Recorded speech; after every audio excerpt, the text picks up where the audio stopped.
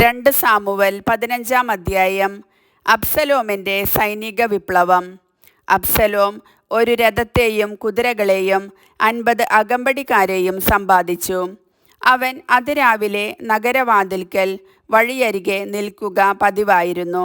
ആരെങ്കിലും രാജസന്നിധിയിൽ വ്യവഹാരം തീർക്കാൻ ആ വഴി വന്നാൽ അബ്സലോം അവനെ വിളിച്ച് ഏതു പട്ടണത്തിൽ നിന്നാണ് വരുന്നതെന്ന് ചോദിക്കും.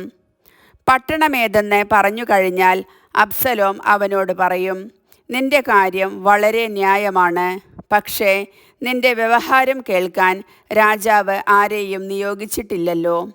ഞാനൊരു ന്യായാധിപനായിരുന്നെങ്കിൽ വഴക്കും വ്യവഹാരവുമുള്ള ആർക്കും എൻ്റെ അടുക്കൽ വരാമായിരുന്നു.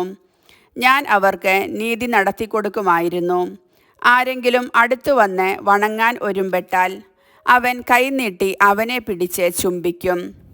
രാജാവിൻ്റെ തീർപ്പിനായി വന്ന എല്ലാ ഇസ്രായേലരോടും അബ്സലോം ഇപ്രകാരം ചെയ്തു. അങ്ങനെ അവൻ അവരുടെ ഹൃദയം വശീകരിച്ചു.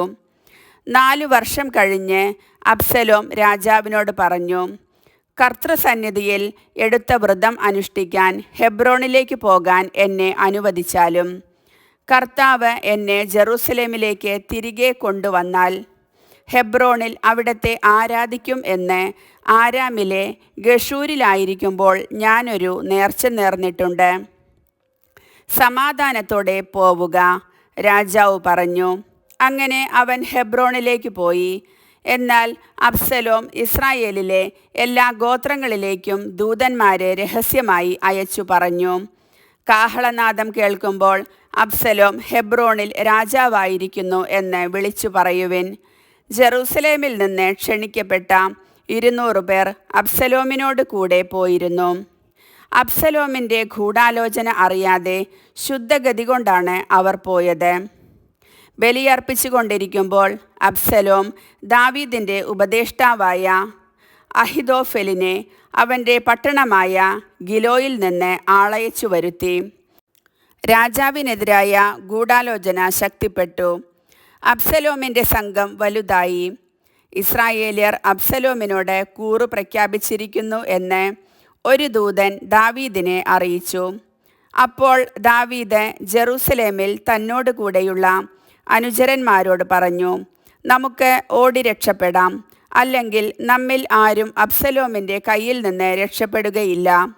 വേഗമാകട്ടെ, അവൻ നമ്മെ പിന്തുടർന്ന് നശിപ്പിക്കുകയും നഗരത്തിലുള്ള സകലരെയും കൊന്നുകളയുകയും ചെയ്യും. അവർ പറഞ്ഞു, അങ്ങയുടെ ഏതാജ്ഞയും ഈ ദാസന്മാർ നിവർത്തിക്കും.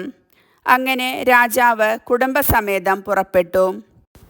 കൊട്ടാരം സൂക്ഷിക്കാൻ 10 ഉപനാരിമാരെ മാത്രം അവിടെ നിർത്തി. രാജാവും കൂടെയുള്ളവരും ദൂരെയൊരിടത്ത് ചെന്നു നിന്നു. അവൻ്റെ ദാസന്മാരെല്ലാം അവൻ്റെ അരികെ കൂടെ കടന്നുപോയി. ക്രേത്യരും പെലേത്യരും ഗത്തിൽ നിന്ന് അവനോട് ചേർന്ന 600 പേരും രാജാവിൻ്റെ മുൻപിലൂടെ കടന്നുപോയി. ഗിത്യനായ ഇത്തായിയോട് രാജാവ് പറഞ്ഞു, നീ ഞങ്ങളോടൊപ്പം പോരുന്നതെന്തിന്? തിരിച്ചു ചെന്ന് പുതിയ രാജാവിനോട് ചേർന്നുകൊള്ളുക. നീ വിദേശിയും സ്വദേശത്തു നിന്ന് ബഹിഷ്കരിക്കപ്പെട്ടവനുമാണല്ലോ.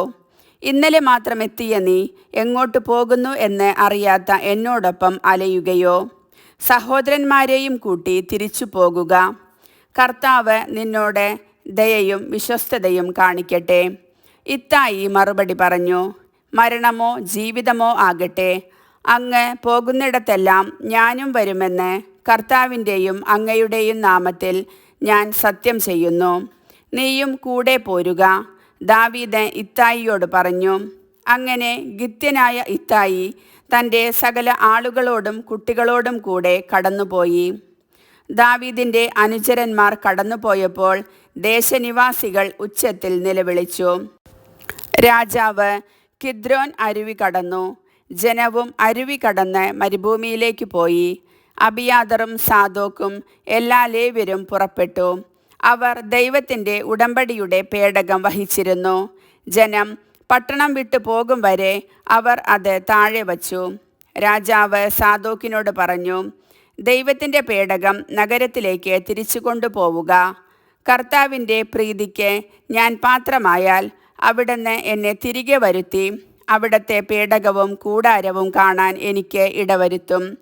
അവിടുന്ന് എന്നിൽ പ്രസാദിക്കുന്നില്ലെങ്കിൽ ഇതാ ഞാൻ അവിടുത്തെ ഇഷ്ടം പോലെ എന്നോട് പ്രവർത്തിക്കട്ടെ.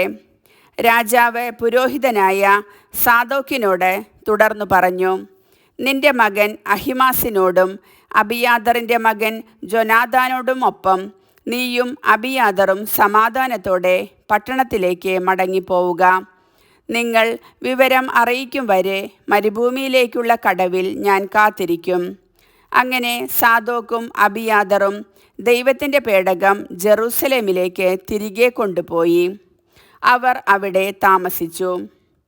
ദാവീദ് നഗ്നപാതനായി തലമൂടി കരഞ്ഞുകൊണ്ട് ഒലിവുമലയുടെ കയറ്റം കയറി. അവനോട് കൂടെയുള്ളവരെല്ലാം തലമൂടിയിരുന്നു. അവരും കരഞ്ഞുകൊണ്ട് അവനെ പിന്തുടർന്നു. അഹിതോഫലും അബ്സലോമിൻ്റെ ഗൂഢാലോചനയിൽ ചേർന്നെന്ന് അറിഞ്ഞപ്പോൾ ദാവീദ് പ്രാർത്ഥിച്ചു, കർത്താവേ, അഹിതോഫലിൻ്റെ ആലോചന വ്യർത്ഥമാക്കണമേ. മലമുകളിൽ ദൈവത്തെ ആരാധിച്ചിരുന്ന സ്ഥലത്ത് ദാവീദ് എത്തിയപ്പോൾ അർക്യനായ ഹൂഷായി അങ്കി കീറിയും തലയിൽ പൂഴി വിതറിയും അവനെ എതിരേറ്റു. ദാവീദ് അവനോട് പറഞ്ഞു, നീ എന്നോട് കൂടെ പോന്നാൽ അത് എനിക്ക് ഭാരമായിരിക്കും. എന്നാൽ പട്ടണത്തിലേക്ക് മടങ്ങിച്ചെന്ന്, രാജാവേ, ഞാൻ അങ്ങയുടെ ദാസനായിരിക്കും.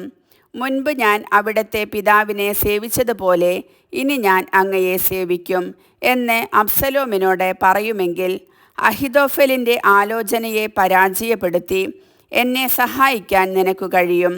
പുരോഹിതന്മാരായ സാദോക്കും അബിയാദറും അവിടെ നിന്നോട് കൂടെ ഉണ്ടായിരിക്കും. കൊട്ടാരത്തിൽ കേൾക്കുന്നതെല്ലാം അവരെ അറിയിക്കുക. സാദോക്കിൻ്റെ മകൻ അഹിമാസും അബിയാദറിൻ്റെ മകൻ ജോനാഥാനും അവിടെ അവരോട് കൂടെയുണ്ട്. കിട്ടുന്ന വിവരമെല്ലാം അവർ മുഖാന്തരം എന്നെ അറിയിക്കണം. അങ്ങനെ ദാവീദിൻ്റെ സുഹൃത്തായ ഹൂഷായി അബ്സലോം ജെറൂസലേമിലേക്ക് പ്രവേശിക്കവേ പട്ടണത്തിലെത്തി. കർത്താവിൻ്റെ വചനം.